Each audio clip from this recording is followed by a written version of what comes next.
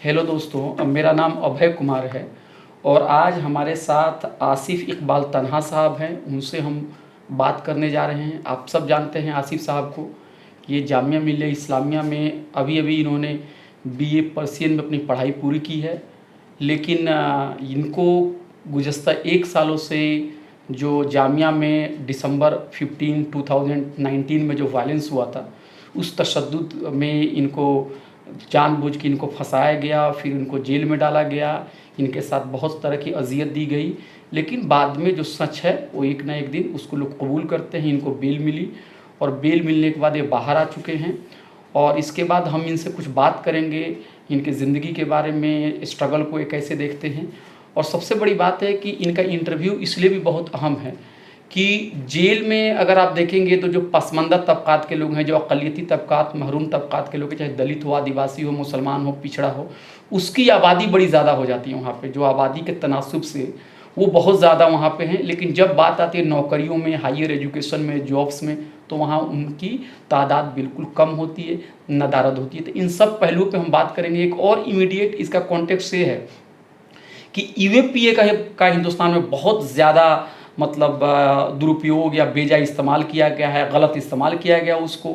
और जब से नई हुकूमत जो आई है, जो अपने आप को राष्ट्रवादी कहती है, उसने इतने ज़्यादा यूएपीए के केसेस लगाए हैं कि 72% या 70-72% के केसेस का इजाफा हो गया गुज़श्ता 7 या 8 सालों में। ये भी रिपोर्ट अखबार में आ चुकी है। और कल या परसों की बात है कि सुप्रीम कोर्ट ने सेंटर से पूछा कि आप जो है सेडिशन जैसे कानून जो हैं, जो कि अंग्रेज़ों के ज़माने में उसको बनाए गए थे उसमें, और अंग्रेज़ों ने इसका इस्तेमाल मुजाहिदे वतन और जो देश की आज़ादी के लिए जो जो लड़ रहे थे उनके ख़िलाफ़ लगाया। और अब जब देश आज़ाद हो गया तो अपने ही लोगों के ख़िलाफ़ हमारी सरकार लगा रही है। तो ये बहुत सारा कॉन्टेक्स्ट है। हम आधे घंटे में इन सारी चीज़ों को लेंगे। तो आसिफ भाई, आपको मुबारकबाद, आप बाहर आएँ। बहुत बहुत शुक्रिया, बहुत बहुत जी।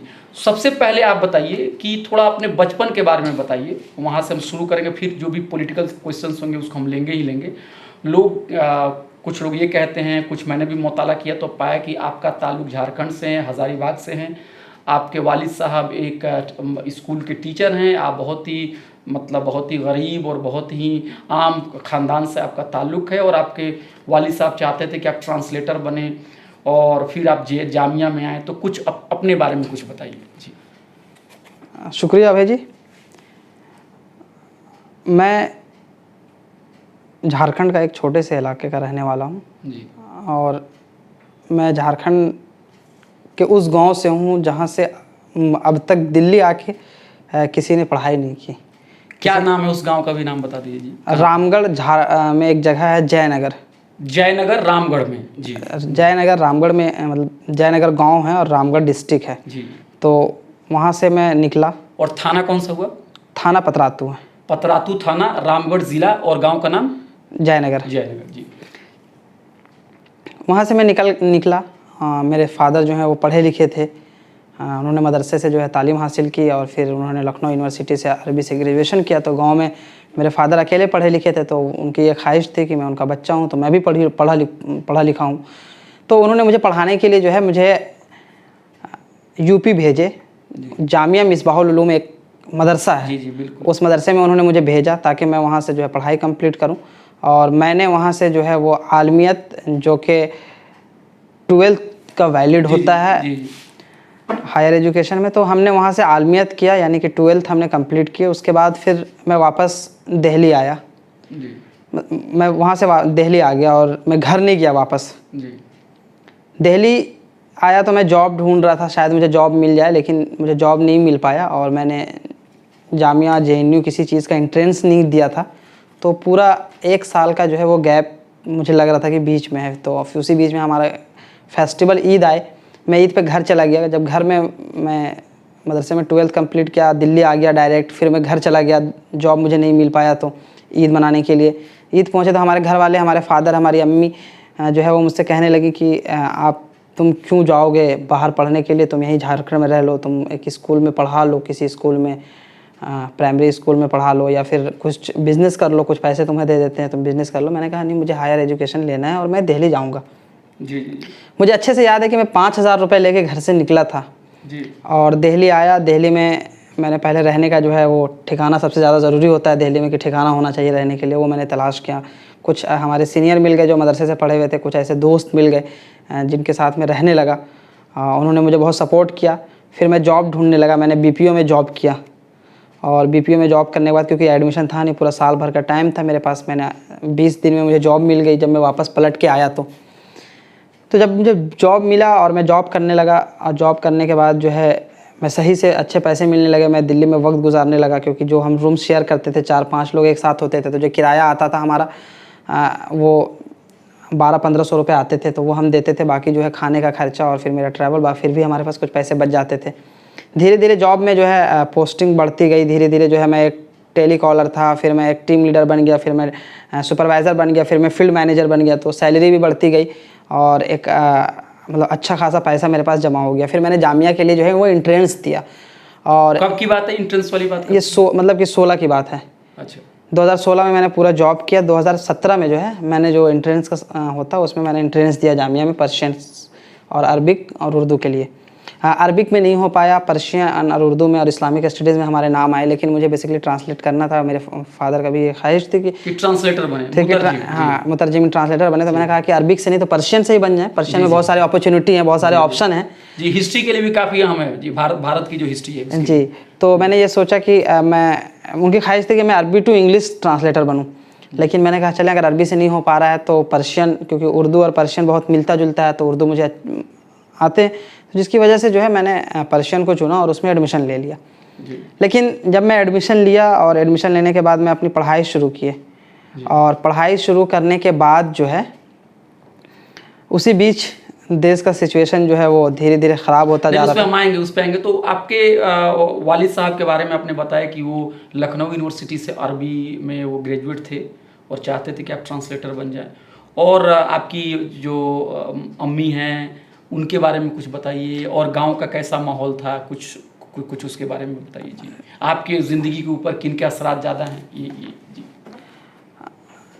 मेरे फैमिली का ही सबसे ज़्यादा। मेरे फादर जो हैं वो गांव में जी कहीं ना कहीं तक जो है वो अच्छे इंसान समझे जाते थे, शरीफ इंसान समझे जाते थे। लोग उनकी इज्जत करते थे, उनकी कदर करते थे कि ये एक मौलाना भी हैं, और फिर एक मतलब कि ग्रेजुएशन भी उन्होंने किया है, फिर वो भी अरबी में ग्रेजुएशन किया है, मास्टर्स भी वो उन्होंने किया। तो ये पूरा जो है उनकी इज्जत होती थी गाँव में। गाँव में मेरे घर पर एक हुजूम लगा होता था लोगों को पढ़ने के लिए, क्योंकि पढ़ने का लोग, हर वालिदैन, चाहे वो मतलब कि कोई भी पेरेंट्स हो, अगर बच्चा होता है तो हर पेरेंट्स का ये ख्वाहिश होता है कि मेरा बच्चा पढ़े। तो मेरे घर पे लोगों की भीड़ लगे होते थे ट्यूशन पढ़ने के लिए बच्चों के। उसके बाद मेरी अम्मी भी जो है वो आलमियत की हैं। हमारे नाना जो थे उनका खुद का अपना मदरसा था, ग्रैंडफादर है। तो आपकी माँ भी पढ़ी? हाँ जी जी जी। तो मेरी अम्मी आलमियत उन्होंने भी हासिल? हाँ, उन्होंने भी आलमियत किया है, जो कि 10th-12th के इसमें होता है, मतलब कि 12th होता है वो आलमियत। तो उन्होंने जो है पूरा जो बेसिकली इस्लामिक नॉलेज जो है उनके पास था, और वो पढ़ी लिखी थी। नाना का ही मदरसा था वहाँ पे, तो अपने मदरसे से ही पढ़ी। तो मतलब आपके वालिद साहब भी बहुत पढ़े लिखे हैं, आपकी माँ भी बहुत पढ़ी लिखी? हाँ जी। तो इसका वजह ये तो असर हुआ आपका? हाँ, उसके अंदर ये असर हुआ। और फिर ये था कि एक ख्वाहिश ये थी सबसे बड़ा कि मेरे घर में लोग, मेरे फादर हमेशा कहते थे कि दूसरे लोग आके पढ़ते हैं जी। तो तुम्हारे लिए ज़रूरी है कि हम जहाँ तुमको मतलब दूसरों को पढ़ा रहे हैं वहाँ तुमको पढ़ाएं। अगर तुम नहीं पढ़ोगे तो लोग मुझसे सवाल पूछेंगे, लोग मुझसे कहेंगे कि अपने बच्चों को नहीं पढ़ा पाए। तो उनको इस बात का हमेशा डर रहता था, और कि अगर मेरा बच्चा बिगड़ जाता है या कुछ हो जाता है तो नहीं पढ़ पाता है तो मैं लोगों को क्या मुंह दिखाऊंगा, या लोगों को क्या कहूँगा कि मैं दूसरे के बच्चों को पढ़ा रहा हूँ और मेरा खुद का जो बच्चा है वो नहीं पढ़ पाया। तो वो हमेशा इस बात को कहते रहते थे, तो तुम्हें पढ़ना है, तुम्हें आगे जाना है। तो मेरी अंदर भी ये ख्वाहिश थी कि लोग मेरे घर में आके पढ़ रहे हैं तो मैं क्यों ना पढ़ूँ। मतलब मेरी भी जिम्मेदारी, मैंने ये मतलब ये कहा कि मुझे भी पढ़ना पड़ेगा और मैं पढ़ूंगा, ये मैंने ख्वाहिश किया। और मैं कभी भी जो है एक कमज़ोर स्टूडेंट में मेरी गिनती नहीं आई। मैं आऊँगा जब एक्टिविज़म, अभी जामिया में भी हूँ, एक्टिविज़म भी किया, पॉलिटिक्स भी किया, लेकिन जो मेरा रिजल्ट है वो बहुत अच्छा है। बहुत अच्छा। तो इसका मतलब है कि आप पढ़ाकू बचपन से ही थे? पढ़ाकू ये था कि ख्वाहिश थी पढ़ने की, क्योंकि घर का माहौल अच्छा था, घर में लोग पढ़ते थे। जब मैं नाना के यहाँ जाता था तो पूरा एक मदरसा ही था, लड़कियों का मदरसा है वो। तो वो एक पूरा सिचुएशन, मतलब हमारे ख़ानदान, हमारे गांव में तो बिल्कुल कोई पढ़ा लिखा नहीं। हमारे जो ख़ानदान के लोग हैं उनमें से कोई भी नहीं पढ़ा लिखा है। मेरे जितने कज़न्स हैं, जितने मेरे जो ताऊ हैं, सारे लोग हैं, मतलब कि बड़े अब्बू वगैरह जो हैं वो कोई नहीं पढ़े लिखे हैं। लेकिन गांव में नहीं, लेकिन हमारे ख़ानदान में कोई नहीं पढ़ा लिखा है, लेकिन यह कि हमारा घर पढ़ा लिखा हुआ था।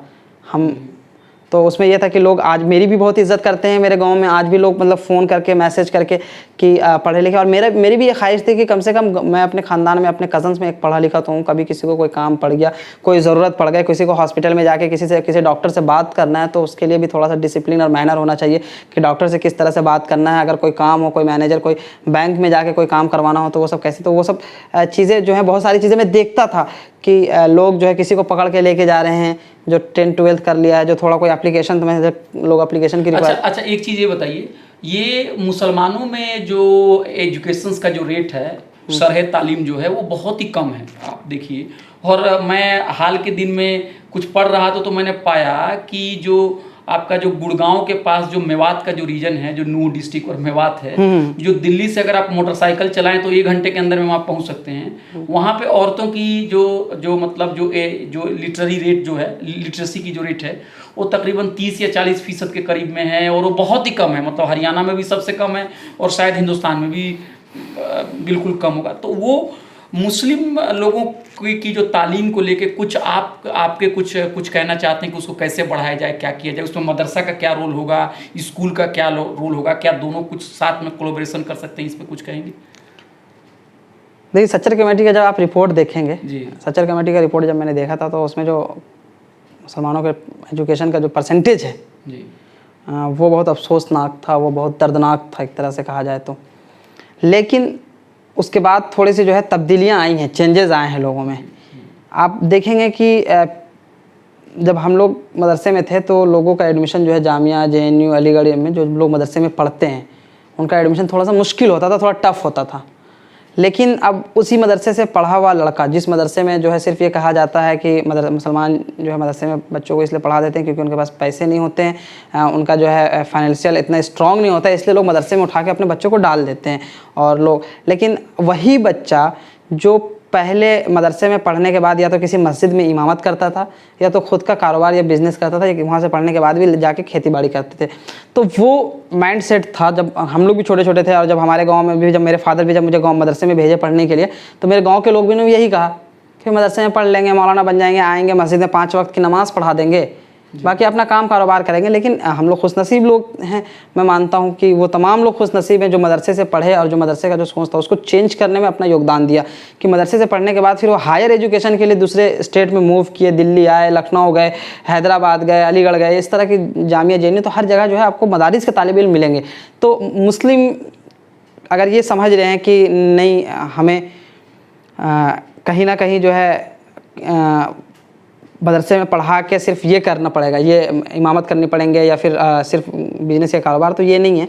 मुस्लिम को ये चाहिए कि आप मदरसे में ही पढ़ाएं, लेकिन ये है कि ज़रूरी है, हर ऐसा नहीं है कि सिर्फ मुसलमान अपने बच्चों को मदरसे में ही पढ़ाए, वो स्कूल की तरफ भी जाएं, स्कूल की तरफ भी मूव करें। और स्कूल जो हायर एजुकेशन है, क्योंकि हर जगह रिक्वायरमेंट है। गाँव में ऐसा कोई स्पेशलिस्ट डॉक्टर नहीं है कि अगर हमारा गाँव में, मैं अपने गाँव की बात कर रहा हूँ, कि अगर मेरे गाँव में ऐसा कोई डॉक्टर नहीं है कि अगर कोई रात में बीमार पड़ जाए, या मैं खुद परेशान था, मैं बहुत छोटा था और मेरे फादर को जब अटैक आया तो मैं कहाँ लेके जाऊँ, किनको बुलाऊँ, क्या करूँ, नहीं करूँ, किसी तरह का कुछ भी नहीं। तो कोई इतना आज भी मतलब कि कोई डॉक्टर नहीं है ढंग का, या कोई इंजीनियर नहीं है जिससे अगर घर बनाना हो तो मैंने उससे ये कह दूँ भाई तुम थोड़ा सा ये नक्शा बता दो, या फिर क्या है कि आप मुझे कुछ करके दे दो कि कैसे घर बनेगा। कोई इलेक्ट्रिशियन है तो किस तरह से डिज़ाइन किया जाए, मतलब ऐसा कोई आपको बंदा अभी गाँव में नहीं मिलेगा। ना डॉक्टर है आपके पास, ना इंजीनियर है, ना कोई आपके पास एडवोकेट है कि आपका जाके कोई प्रॉब्लम आ रही, कोई दिक्कत हो रहा है तो केस लड़ सके या कुछ कर सके। तो गाँव ऐसे बहुत सारे, मैं झारखंड में, मेरे गांव में अब तक मुझे नहीं लगता कि कोई वकील है, कोई डॉक्टर है, कोई ऐसा इंजीनियर है। तो ज़रूरत यह है कि और वो गांव ऐसा नहीं है कि सिर्फ मुसलमानों का गांव है, सब मिक्स है और पूरे सब जगह वही सिचुएशन है, सेम सिचुएशन है। हमारे जो हिंदू भाई हैं उनके यहाँ भी उस पूरे गाँव में कोई इस तरह का नहीं है और ना कोई मुसलमानों में। तो हालात बहुत साजगार नहीं है, बहुत खूबसूरत नहीं है, बहुत सुंदर नहीं है हालात। लेकिन ये है कि चाहिए कि लोगों अपने बच्चों को स्कूल से लेकर मदरसे तक जो भी हो सके, जहाँ तक हो सके, पढ़ाने की पूरी कोशिश करें। यदि अगर आप नहीं पढ़ाएंगे, अगर आप नहीं लोगों को या अपने बच्चों को नहीं भेजेंगे, तो हालात जो है कभी नहीं सुधर सकते और हालात हमेशा जो है वो बिगड़ता चला जाएगा। और मुझे ऐसा लगता है कि एक बड़ा माहौल और बड़ी तब्दीली जो है लोगों के अंदर चेंजेस आए हैं और मदरसा से लेके स्कूल तक जो है वो आबाद हो रहे हैं और लोग पढ़ाई की तरफ बढ़ रहे हैं। मेरी ख़ुद की भी ये ख्वाहिश है कि मैं जिस गांव का रहने वाला हूं उस गांव में जाऊं, वहां जाके वहां के लोग जो, क्योंकि हम झारखंड के रहने वाले हैं, झारखंड में आदिवासी बहुत ज़्यादा हैं, उनके हालात बहुत ख़राब है, उनके अधिकारों का बहुत ज़्यादा हनन होता है, उनको हायर एजुकेशन नहीं दिया जाता है। तो मुसलमानों के साथ साथ आदिवासी और जो पिछले तबके के लोग हैं उन तमाम लोगों के लिए कुछ कर सकूं और तमाम लोगों को यही संदेश भी देना चाहता हूं कि मुश्किलात आते हैं, आप एक रोटी खाएं लेकिन अपने बच्चों को ज़रूर पढ़ाएं। जी जी। तो भाई ये बता रहे थे, आसिफ भाई ये बता रहे थे कि जो सिचुएशन इतनी ग्लूमी है ऐसा नहीं है, बिल्कुल अंधकार नहीं है। मदरसा की तालीम भी अहम है, स्कूली तालीम भी अहम है, इसके बीच में कोई एक दीवार खड़ी नहीं होनी चाहिए और एजुकेशंस के जो भी मौके मिले उसको हासिल करना चाहिए, दुख दर्द झेल के भी एजुकेशंस को हासिल करना चाहिए। और ये कह रहे हैं कि नौजवान जो हैं, खासकर जो मुस्लिम नौजवान हैं, उनके बीच में मुस्बत बदलाव हो रहे हैं। तो दोस्तों, अभी हम लोगों ने बात की आसिफ इकबाल तन्हा साहब को, जिनके ऊपर जो जामिया में जो वायलेंस हुआ और NTCA जो प्रोटेस्ट हुए उसमें किस तरह से इनको फंसा के इनको 1 साल के लिए जेल में डाला गया था और वो जेल में थे। तो अभी इस हिस्से में हमने तन्हा साहब से हमने बात की इनके इब्तदाई ज़िंदगी के बारे में, इनके बचपन के बारे में, एजुकेशंस को लेके। अगले हिस्से में हम बात करेंगे कि कैसे इनका पॉलिटिक्स में रुझान हुआ, समाजी जो कैसे ये सोशल एक्टिविज़म की तरफ में आए, कैसे जिहादकार बने और कैसे CAA के आंदोलन को उन्होंने देखा। तो इसको हम अगले हिस्से में बात करेंगे। तो आपका बहुत बहुत धन्यवाद। Thank you.